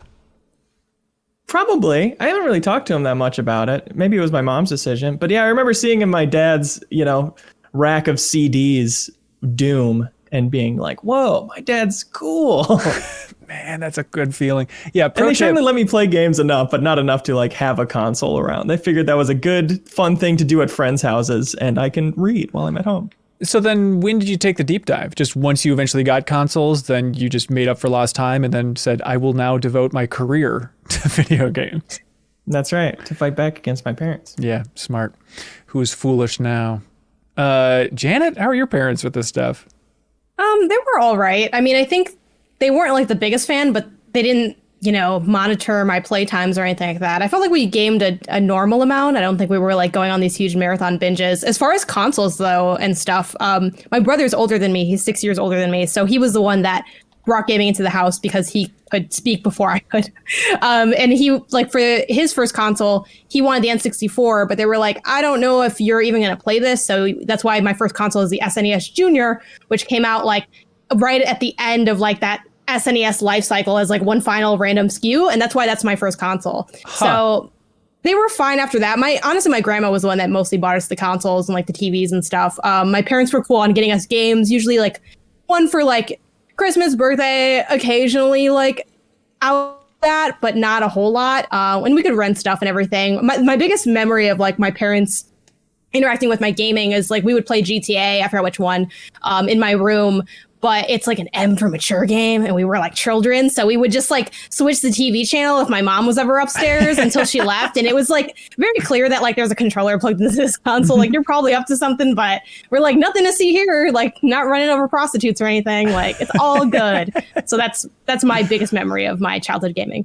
Yeah, I mean, I didn't really get too many. I mean, my first console was the PlayStation, so I guess there's a little bit of that Leo camp of my parents, I guess, keeping me in the dark and all that stuff. But mainly it was like violence. Like my mom really didn't like violence, and so I remember, I think I talked about it before, but I remember struggling to buy Harvest Moon because she thought it was like this messed up, gory, bloody game. And it's like, no, I literally, Mom, it's about flirting and growing crops. Like, I swear to God, That's how it starts. Yeah, it always starts that way. Much like the person who wrote in, mine was a war on many fronts. Where my first console was the Wii because I convinced my parents that I would exercise with it. Smart. I was like, I'll get, it's movement, I'll get fit. I remember I wanted to buy a PS3, not even have them buy me one. I was just like, I want to use my bar mitzvah money to buy a PS3. And I made like an iMovie slideshow I don't even remember what was in it, but I do remember that it was set to the like Requiem for a Dream song. Of course. It was just Please tell me you still have this somewhere. God, I wonder. It must be saved on some computer that hasn't been plugged in 12 years. And then I've told this story before, but I wanted to play Resident Evil 4 for the Wii, and I made the argument that I had just had my bar mitzvah, and so in the Torah I was, or like in the eyes of the Torah, I was a man, and so that meant I should play mature rated games. And it worked? It worked. And for man. What does the Torah... They're just like, please shut up. What does the Torah say about guys on fire in refrigerators? Does it mention that at any point? It probably does. Okay. I don't know. Okay, cool. But the weird thing, though, and Leo, I'm wondering if you had this experience, is like before I had consoles, I played like Flash games online, which were so much more horrible, like content-wise, than anything you could buy, in a store. And it's weird that it was like, well, my parents were nervous about playing video games, so I played like George Bush Shootout on addictinggames.com. Jesus Christ. Whatever. Yeah, interactive buddy where you just tie them to two horses and pull them in half. Yeah. You're right. There is like something about that Flash blood aesthetic that is just a certain era of gaming. Yeah. VRG submits a comment or a question over on Patreon saying, for 2-player couch gaming, are we talking vertical split screen or horizontal split screen? Vertical. This is a game changer because I feel like with widescreen TVs, which I guess is going to date us, like that was the moment where it's like, now you got to go vertical. But in everyone's memory, it's like, well, horizontal is the way to go. But that's on the old CRTs, baby. I feel like a racing game, I want it to be horizontal. But yeah, I mean, it's like It Takes Two, vertical the whole time. And that was great. Yeah, it's true.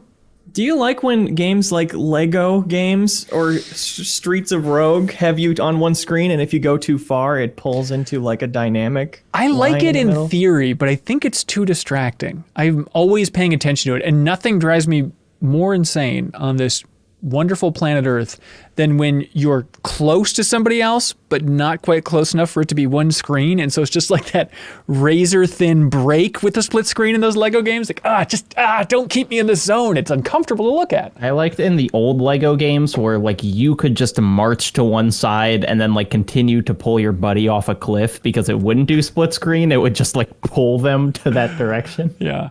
Remember that time they announced Lego Star Wars, the Skywalker saga, back in 2019 to be released with the film, and then it's still not out? Collective hallucination. Isn't that wild? Like, they are cranking those things out, and then that game just hit this roadblock in development. What if everybody was so mad about 9, want them to remake it, we get a new story for episode 9 in this game? That it's would the Release canon the one. Lego cut. That, Right. honestly, I love that idea of like, What if you control it with blinking? That's why it's taking so even long. better. Yes. They're very inspired, and so they're upending all of the Lego design principles. I've heard that it ran into a lot of development issues and it's engine issues, believe it or not. It's kind Somehow the Lego Star Wars game has returned. That's what the press release will say when they put it out. witty nickname here says, this is a weird theme. I'm starting to wonder if BioShock for the Vita is actually coming out. Have you guys heard anything? I haven't heard anything lately. I don't know. I think there's a trailer a little while ago, but do you think there are any documents anywhere for the BioShock Vita game? In Ken Yes. Levine's garage, is there anything? Totally. What does it look like? What if we put Folder? BioShock on Vita? Wait, what'd you say, Janet? Underline. What'd you say, Janet? It's just a folder. It's just a an empty couple folder. Couple pieces of loose leaf in there. We'll put papers here when we have them.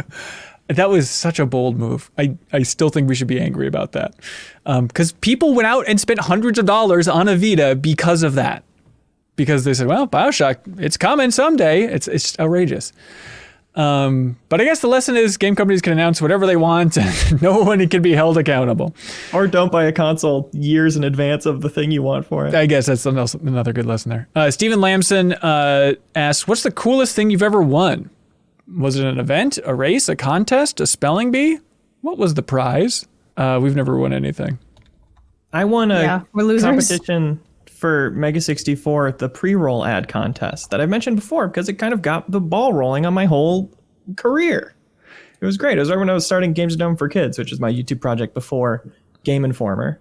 And yeah, I will always remember watching the stream where they were watching all the runners up and then they accidentally play the first second of mine before they say we're about to play the winner. And I'm just like frozen, like, holy shit, that was mine. That's totally my first frame.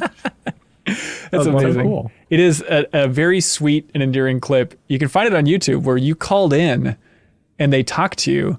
And you were like, I believe you were 8 years old at the time is what it sounds like and feels like. But like, I think they were bracing for like, all right, who's this little kid? And then like slowly throughout the course of that discussion, I realized, which everybody realizes when they talk to you for the first time, like, oh wait, this person's actually really funny. And it's like this fun flip and kind of like change in the room's tone, but it's really fun to go back and look at. I don't know if you have recently. No, not in a while. That's very sweet. You should go find it. Let's see. Oh, you can do a commentary track of that. Right. Neuroflare writes in and says, hey, Ben, does it feel like you've won now that Brandon Jones spends several minutes defending the very concept of Pop-Tarts versus toaster strudels every time Easy Allies does it? Multiple people even declared, I like both. I don't know if it feels like I've won in that, or as much as just everybody has lost, because I love Easy Allies. I've been listening to them for years. I'm still confused about the Pop-Tarts versus toaster strudels, and I feel like they've over-explained it and under-explained it, and now it's just a name of something that doesn't make any sense. What needs to be explained? Because clearly one is the analogy for something that's amazing that they're looking forward to, and one is going to be trash, and everybody knows which one is which, Leo. I see. It's very confusing. Anyways, Jason McDonald writes in. One's snooty. Exactly. Jason McDonald writes in, he says, hey everyone, growing up as a PlayStation kid, congratulations. I always noticed the parallels between Naughty Dog's and Insomniac's output. From Spyro and Crash, Ratchet and Clank and Jak and Daxter, to Resistance and Uncharted, it really felt like the two companies were side by side throughout all the generations. It wasn't until The Last of Us and Sunset Overdrive that it felt like the companies had fully diverged paths. If they were to fall back in step with each other, what would you rather see? Insomniac deliver a Last of Us Part 2 equivalent or Naughty Dog making a Spider-Man equivalent? I love this question, Jason. I love that idea of the fun duality of these two studios, and then eventually they split paths in the last generation. The hard part about this question, I was thinking about it, it's like, this sounds worse than I mean it, but they're both kind of ruined by Naughty Dog, in that, like, I feel like in Insomniac now, I mean, I just played through Miles Morales and I was like, God, they just make fun games. Like, yes. This is just such a joy to play. And so them having to make a Last of Us seems like it would be like constraining them into this like horribly dark system. And Naughty Dog making a Spider-Man seems like it would be the studio that's decided it makes horribly dark things, taking the fun out of a game that I love. I'm sure they could get the tone, but like, I'm more interested in Insomniac's output at this point, but like, I don't want to see them put in the Last of Us universe. No, I think, yeah, I'd love to see Naughty Dog take another stab at something lighthearted or just a shift in tone. And I'm sure there's a lot of people in that studio, I mean, that went to the studio because they fell in love with games like Crash and Jak and Daxter. And I'm sure there's a big groundswell that wants to or would be eager to try something different. And so Study this head exploding for 3 years. Exactly. Get it right. More car crash footage. Come on. But yeah, I think like it's a fascinating saga where The Last of Us started, that core team started working on that reboot of Jak and Daxter, and then their heart wasn't in it, so they decided to pivot. But it's what could have been, like, if they would have carried through with that and actually had this end of PS3 darker, more realistic reboot of Jak and Daxter. But yeah, more than Naughty Dog making lighthearted stuff like Spider-Man, if you want to call that fully lighthearted, I just want smaller, more experimental stuff from Naughty Dog. Like, I want them, I'm sure Lost Legacy was a grind, but something just in that scope and vein, and let them bring up some new talent and try some new things. Yeah, it'd be cool if they were just like, what if our primary goal is that the game is fun? You know, and like, that is truly, I don't mean that on a slight, like as a slight against The Last of Us 2 or whatever, but it's like, that game is not fun. And it would be cool if they were like, you know, we'll figure out the story and the tone after we figure out some awesome gameplay hook. Yeah. Mark Weston writes in, he says, with the news of Sean Askeig returning to Naughty Dog as creative director, do you think they're going to go back to having two teams again within the company, like they did back with Uncharted 3 and The Last of Us? This news completely slipped by me, so thank you, Mark, for writing in about it. Sean was the creative director for Lost Legacy, and he worked on Last of Us as well. And then he went on and he was the creative director for Marvel's Avengers. And I tried lining up interviews with him because he's a really fascinating guy and a really nice guy, and Square was not the most eager to line up an interview, which was frustrating. So I think it's incredible that, yeah, Marvel's Avengers creative director is now back at Uncharted. And so, yeah, I wonder what he's going to be working on. It is that weird situation, a little bit like the Insomniac analogy of having multiple creative directors under one roof, where ultimately, this is a long development story, but like Rise of the Tomb Raider's creative director went to Insomniac, and it was that weird thing of like, well, you already have a creative director there. It's such a weird role. And then that led to something like Spider-Man Miles Morales. So with Sean now for Marvel's Avengers going back to Naughty Dog, I would hope that there is a smaller project that hopefully he can head up there instead of just being, you know, creative director number 4 on the next game or something like that. I think they're doing 2 teams, one for, you know, Last of Us Part 3 or whatever, and then the other team is focused on remaking the previous game they just made. Oh, smart. Yeah, just forever. The Lost Legacy reboot's coming up soon. Yeah. Right. Dustin writes in, he says, hey there, MinnMax. A small group of my friends and I have been vaccinated. Huzzah, congratulations. I'll be going to a small barbecue with them soon where they have the meats. Oh, good. What are some S-tier sides I can bring to blow their minds? Mac and cheese. Yep. As a North Carolinian, I have strong opinions on this, though they might be hard to bring to like a home barbecue, because for me, hush puppies are like the number one thing. What is that again? What is a hush? Right. What is a hush puppy? It's like it's a deep fried bite essentially. It's like, I think it's like corn flour dough or whatever. Like, it's just like a little fried bite. I should know more about like. Is there something food. inside it? When you bite into it, what happens? Like, I mean, it's just kind of dough. You know, it's like there are tons of types of fried dough. This is one of them. Coleslaw, I feel like, is a really solid, barbecue side. You want some like acid. Hey, we're gonna mute your mic. He asked, what are some S tier sides I can bring to blow their minds? And your answer is coleslaw? Look, he asked for S tier barbecue sides, and these are the correct answers. All right. Coleslaw's way too contentious to be an S tier barbecue side. Like, so the people that vibe with coleslaw, like, are always talking about it, and everyone else is like, stop bringing this to the barbecue. Yeah.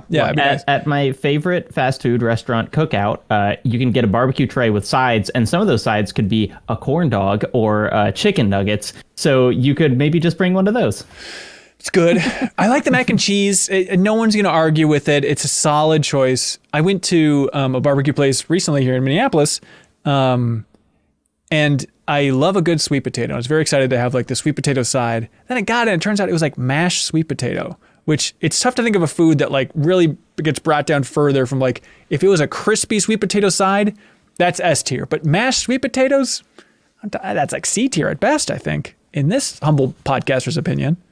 I'm also thinking potato salad just from, there's amazing potato salad. I have had S tier potato salad. Mac and cheese I love and is a great option, but for a cookout, when it becomes cold, I might lose a little interest. Okay. Yeah, but I already don't have interest in the potato salad because it starts cold. Like, it's already at the worst part that a food can be. Inedibly cold, yeah. I don't know, just bring grapes. Jake Zielsdorf writes in and he says, I recently heard Mike Bithell say that with photogrammetry becoming cheaper and cheaper, we may see a future where more AAA games have a stylized look to show off how expensive they are. What do you think about this possible future? I think it sounds plausible, and I'm all for AAA devs using more resources for stylized art direction. I think that's interesting. I want that to happen. Here's the real answer. Animation is still super expensive. Yeah. Like, that's even if you can scan a rock with a camera and make a perfect rock, if you want your character to be able to like bend down and pick it up in the way that they do in The Last of Us, that costs $1 billion. And so and when something is hyper real, like bad animation or just limited animation looks worse. And so I feel like you're really limited by the animation budget. And when you look at like, super AAA games, it seems like they're kind of flexing their animation realism, which I don't think is the most interesting direction things can go in. But like, I do think that's like a budget dividing line. Yeah, there was that interesting Unreal demo a while ago. I forget what the tool set was, but it was just randomly generated faces. And I think they were even like animating with words and stuff. And so maybe the facial animations will be maybe streamlined for smaller devs, but you're right. I mean, it's still going to be that aspect of, animating Ellie taking off a jacket. It's like, well, that's years of our lives. Yeah. But yeah, I mean, I'd love to see more stylized stuff from the AAA space. Here's hoping. It still feels a ways off, but yeah, hopefully that's where it's going. Yeah. Obi-Juan Dinobi writes in, he says, while listening to the most recent episode of your Patreon exclusive podcast, MinnMax Council, Ben mentioned that he was the most proud of the Halo Deepest Dive. It was like the community playing together for the Halo Deepest Dive. But thank you, Obi-Wan. He says, this got me thinking, and I realized I don't know what each of the cohorts enjoy doing most at MinnMax. So each of you, what's your favorite content that you've been involved in? And because Janet's brand new and Jacob Keller, it's confusing. I mean, this doesn't need to be MinnMax content. It can spread out. But do you have like a favorite piece of content that you've been involved in your career? Yeah, career's a little bit heavy. I'd probably have to think of it more to give an accurate answer. But the first thing I thought of when I saw this question was on my YouTube channel, which is just youtube.com/Gameonasis. I did a Last of Us 2 drunk spoiler cast. It was me, Jean, Blessing, Laura Kate Dale. I know I only said Laura's full name and not anyone else's. Natalie Flores. I think that's all the players that were there. And it was 3.5 hours of just talking about Last of Us Part 2. And it was awesome. And I had a great time making it. I think the people that watched it had a good time watching it. I don't know what that 3.5 hours of me getting progressively drunker and talking about The Last of Us. But yeah, it was just super fun. And it felt good because it was content for the sake of just content. It wasn't like SEO driven. It wasn't like, and it was literally just people that got together and were like, hey, I want to talk about this game for a long time with people that I like. Yeah, for sure. You know what we call 3.5 hours in the Deepest Dive business? a good start, Jan. No, that sounds very fun. Did you go back and watch it then and have moments of like, God, oh, a little too much booze flowing? No. I did kind of check like the end because like I like drank a lot and I was like, okay, wait, what's going on with this episode? And I'm like, I think this is okay. Hopefully I don't say anything too stupid, but I'm basically the same when I drink because I'm already a lot all the time. So it's not too big of a gap. Okay. But the funny thing is I did text like I messaged the group the next day and like I asked some like idiotic question about the game and Blessing's like, you literally asked this at the end of the episode. Like, you were still asking me the same question and I don't know the answer. Oh boy. Yeah, Jacob, I mean, what would you think of for your favorite piece of content? I mean, yeah, so this is a big question because making big pieces of content is kind of my job as opposed to, MinnMax makes a lot of big content, but it's like, when you make one a month, they all feel like, oh, this is big. Yeah. I think the video on Wolfenstein and kind of racialization in the United States that I made like 2 years ago at this point was it was big. Because both, I felt like that was easily the best video I had made up until that point, and it was also a kind of like, it felt like there's no going back from this point where I was like, okay, I have increased kind of the research and kind of production level of this a lot, and going back to making videos that I was making before where I'd kind of write the script in a day or whatever, it feels like I liked how making this feels, and I also don't want someone to watch this and then watch the next video and have it be like a downgrade. And so it felt like it was, me kind of kicking myself into higher gear. So yeah, that video will always have a special place in my heart. Yeah, Leo, do you feel like you've hit that point with your own YouTube channel where it's like, well, this is a dividing line and I don't want to go back to production values from the start? Yes. I think, the video that broke me out, the Now You See Me video, it's always like, is this better than that? In some way, can I point to a part of this and say, I worked harder on this aspect or something? Yeah. But my favorite piece of content that I've worked on is probably still E3 Kings from Game Informer. Something Dan Harmon said that stuck with me is that like writers and people like stuff that feels better than they could make, And so when they try to write something, it feels impossible because how do you write something better than you could write? And E3 Kings, like working with Jeff Cork on that, who submitted, contributed all the funniest jokes, and it being so much work over such a short amount of time, looking back at it, I feel like separated from it in a way where it's just like, damn, I just love that thing. I'm just glad that exists. And what do you think it is? Is it just like the fever dream of working so much on that in such a compact amount of time? Or like, what is the magic sauce there? The collaboration was a magic sauce ingredient for sure. Working with someone else made a huge difference. And yeah, the sheer amount of hours, it's like, I can't believe I put myself through that, and I don't know if I would again. Yeah, that seems very reasonable, but it's very fun to go back and look at. And there's still that stupid joke that you said Jeff Cork submitted, which was, God, help me out, Leo. It's the Troy Baker joke in that Three Kings. Please set up and recreate this entire joke. I don't remember exactly what Troy was saying that inspired it, but he said something about like, for you, Troy. You put me on your head, but you shouldn't, and it's reference to all the stupid hats he wears. Yeah, I don't know why he was talking about riddles, but yeah, that was the launching point for that fantastic joke. Anyways, Josh Fairburn writes in, he says, hey, everybody, with such an interesting use of the webcam for Before Your Eyes, can you think of other games that have used alternative inputs to add to the experience? Alternative I have inputs. The correct answer for this. Tom Clancy's End War. Is it voice activated? Yeah, it was like an RTS where you would like give like troops commands with your voice.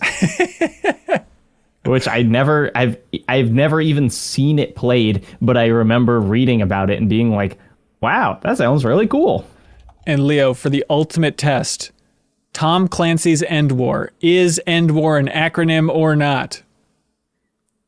Oh, is it? I hope not. So your guess is? My guess is yes. Incorrect. It is not an acronym. You must be thinking of Tom Clancy's Hawks, which is clearly the very memorable acronym.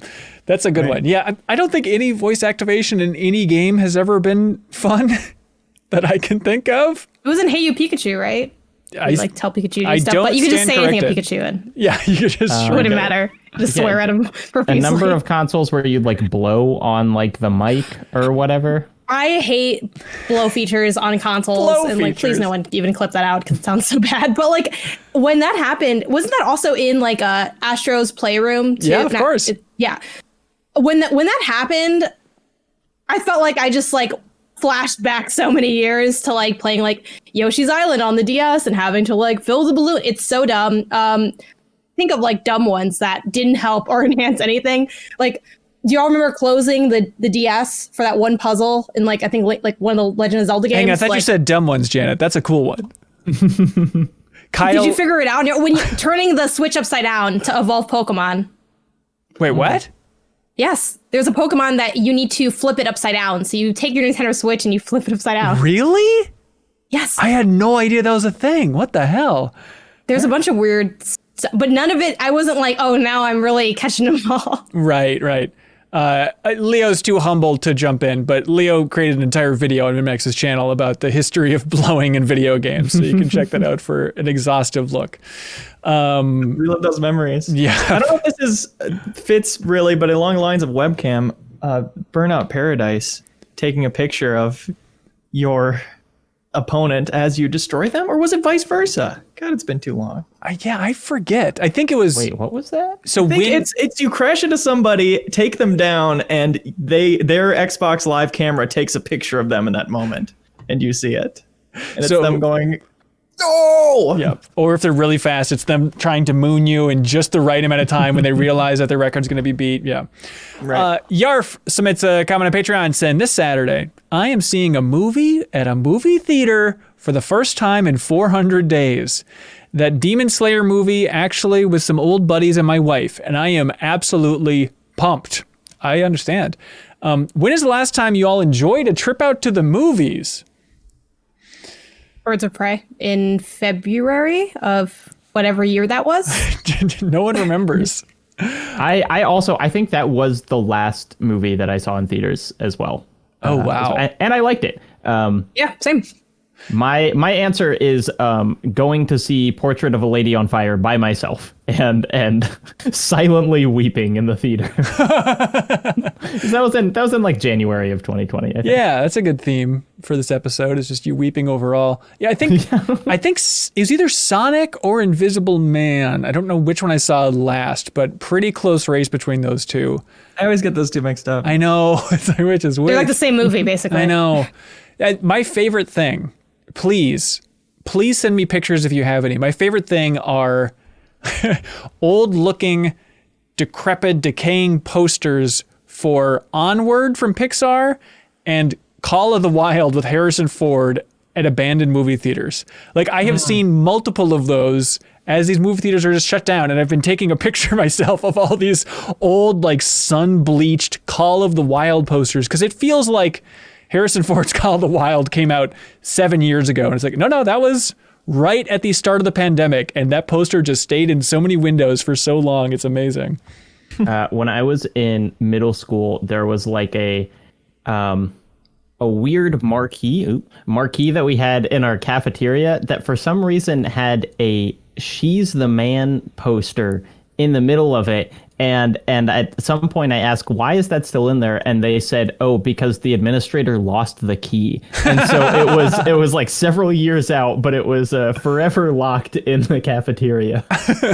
That's perfect. Leo, which question made the show better? Which is your favorite?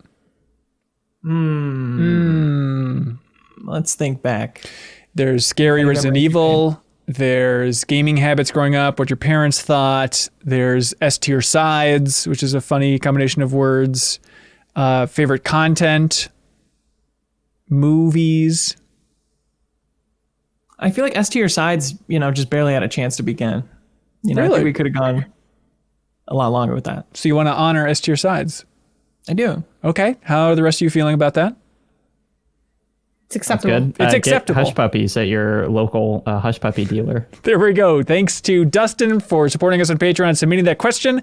I'm 8-Bit will ship out that Battletoads double vinyl. Now it's time for something we call Get a Load of This. I will go first, and I won't have it any other way. I don't care what y'all say. Here's a boring one. Get a load of this. The Final Fantasy VII Remake Twitter account tweeted something that seemed innocuous, saying, Polk, in the upcoming Intergrade chapter, voiced by Daniel Ammerman, is the youngest and newest member of Avalanche HQ. He's often treated as the younger brother of the team. While he's dedicated to Avalanche's cause, his current passion is Fort Condor, a board game that's taken the Undercity by storm. So this seems to be confirming that compared to the original Final Fantasy VII, where Fort Condor is this love it or hate it tower defense section, that in the remake, it seems like the way they're going to get Fort Condor content in there is it's going to be a board game within the world, and it is unclear whether or not it's playable. But the fact that they highlighted it here makes me think that maybe it will be. So don't expect a full tower defense thing in the Final Fantasy VII remake upcoming chapters. That's mine. Leo, wow us, please. I got something for my VR chat fans out there. Get a load of this one. It's something a friend of mine discovered that we've all since used called ReadyPlayer.me. And it creates a custom avatar for you based on your image. Based on you take a little picture and it makes a fully rigged modeled avatar that works perfectly in VR. The mouth moves when you talk. And now all my friends have avatars that look like ourselves. And it's super fun to hang out online like that. And it's just completely free and it pops into the game pretty much automatically. It's amazingly low effort. It's a really cool discovery. Do they look cool, or is it kind of just like the emoji you or whatever? Yeah, they're definitely a little stylized for sure. Okay. But I can tell who everybody is immediately, easily. Oh, that's cool. That's cool. Janet? All right, get a load of this. Lakers edition. A notable Lakers journalist and fan may have never existed. This was some wild drama. I don't know if y'all are already familiar, but I think there's a lot I could say here, but the summation from Anthony Irwin of the Lockdown Lakers podcast is pretty good, which is a cynical look at it would be, quote, somebody potentially invented a character on Twitter, gave her fake cancer, and had her go missing. So this was a huge thing that blew up. And what's crazy about it, too, is not only a lot of community members who do coverage or are fans of the Lakers, which the reason I know this is my brother does Lakers coverage. We're talking about this, but even athletes were talking about it. Teams were tweeting about it. It got really, really wild. And it's still technically speculative, but that's what I spent most of my week just digging into on Twitter, jumping into rooms, checking out the gossip. It was crazy. That's so weird. Nothing better than a good fake person story. Jacob Geller, you got something? Get a load of this. There is a YouTube channel called Guitar SVD. Not a particularly interesting name in any way, but it is just this guy and sometimes his, I think, daughter, who just uploads classical guitar versions of video game and anime songs, and they are truly the most relaxing thing I can possibly imagine, and it's always just very friendly, single shot, no aggressive editing, and he includes all of the tabs for everything he does. So if you wanted to, learn that classical guitar song that he's playing from, Shovel Knight or Demon Slayer or whatever, you could just do it. And he does not have, many subscribers, but every time he watches a video, I just click on it and my heart rate goes down, a measurable amount. I really like him. Oh, that's awesome. There's a bunch of links in the description if you want to learn more about these. And one from the community is Shazira posted one in the Patreon exclusive Discord. This is a story from Massive El Yop. I don't know exactly how to pronounce that. Anyways, it's a story that David Kim, who's the lead systems designer, principal game designer, and game balance designer for Diablo 4, World of Warcraft, StarCraft 2, he has left Blizzard, which was quickly overshadowed by the fact that Jeff Kaplan from the Overwatch team, the Overwatch lead, that he left Blizzard as well. So it seems like this week there's wave number 4 or 5 at this point of just wild old school talent at Blizzard leaving. But Jeff Kaplan leaving and Overwatch having a new creative director, that is a huge transition over there. He was one of the last big classic figures still there. Leo, you interacted with him much. Any delightful Jeff Kaplan memories? He bought me boba tea when I was there. I didn't know what it was. He said, I'll get you some. And he got me a nice tall cup of boba. And then when we were playing, whatever 6-on-6, whatever Overwatch is, and we got a team wipe, and I said, boba break, and everybody laughed. Oh, nice. He liked your joke. But yeah, I mean, he's certainly up there in my mind for just like beloved team leads. I mean, the community just latched onto him in such a way. It's fascinating when that happens, where it's like that personality has passed our smell test, and now he is just one of the good guys within this company. Is he going to want to stay in the spotlight, pivot to somewhere else where he still is, or is he like tired of that at this point? That's what He's going to become the new Nintendo guy. He's like, I'm now going to be Reggie. God, he could be. He has the personality to do it. Could do it. Yeah, his goodbye message was surprisingly short. Is one of those that's like, this all feels so sudden and alarming. And when so many other higher ups at Blizzard had left, I mean, it's tough to know exactly what's going on inside that studio, but certainly it points to things changing in a big way. And, they still have some old school voices. I mean, Sam Didier is one of the old school Blizzard guys. He's still there. He's the guy who came up with the name Warcraft and stuff. Like, there's still some folks there, but another change in the guard. Pretty wild. All right. That's it. Thanks, everybody, for watching and listening. Jacob Geller, what would you like to plug, sir? I just watched my videos. Jacob Geller is the channel on YouTube. There will be a new one out on Monday. Ooh. So that's fun. What's it about? Look, it's revealing. It's about some games that end very well. Interesting. Look forward to that. Janet, people are watching this or listening to this, and they might be saying, I would love to talk to Janet. I would love just to podcast with her about Jack 2, or maybe even my favorite games, or just ask any question under the sun. Is there anything they could do? Here's what they can do, Janet. They can call into MinnMax Council this Sunday. Oh, yeah. I was so distracted by how awesome it's going to be, like just picturing it, that I totally didn't even know what was going on. So that is April 25th, Sunday at 6 p.m. Central. You can join the MinnMax Council tier on Patreon, and you can call in and podcast with Janet and us. We'll be taking, Janet and I guess, we'll be taking any and all calls. Oh. Yeah, so if you're at that $20 tier, it'd be a nice way to thank us for the content if you've enjoyed it recently, and just you can call in and the floor is yours. You're welcome to ask whatever you want, podcast about whatever you want, talk about whatever you'd like. It'll be a fun time. So again, that is this Sunday. That is April 25th. We look forward to your call, and we appreciate the support. Also, MinnMax Council is our Patreon-exclusive podcast, and you can also jump in every single Monday and ask any question under the sun. But it's the last Sunday of every month that is the call-in episode. But on the last episode of the regular episode of MinnMax Council, Kyle called in, and we broke down the Shang-Chi trailer from Marvel, and Kyle reviewed Nobody, that Bob Odenkirk movie and stuff, so it's a fun time. Also, keep in mind, we have Crossfade coming up this Friday, our music podcast, and I'm going to be on this episode. It's Matt Helgeson, former host of the Game Informer show, his music podcast, where every episode they have a guest come in and make Helgeson listen to one of their favorite albums and vice versa, and you never know what's coming up and which two albums are going to be side by side. And this time, it is going to be a big discussion about Prince Paul. And A Prince Among Thieves is the album that Helgeson loves. And then I chose Girl Talk's Feed the Animals. And so it's going to be a really weird mashup of talking about those two and comparing those two albums. But you can subscribe on your favorite podcast app. That's it. Does anybody else have something they want to plug? Jacob Geller's videos, have we plugged that? Yeah. Leo Vader's videos. Can we have you plug those? I like Janet's videos, personally. Janet's got good Ben's videos. jokes. Thank you so much, Janet. I've been waiting for somebody to say that.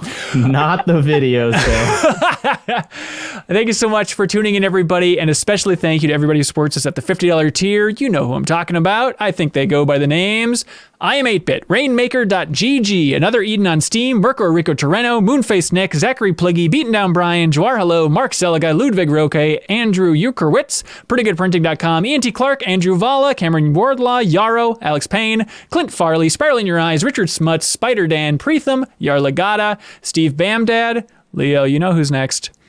I just can't wait to hear it. Starkiller! Yeah! Clayton Myers, SlyckNic, Jesse Vitelli, and SuperSerious Sam. Thanks for your support, everybody. Be good, have fun, let's go!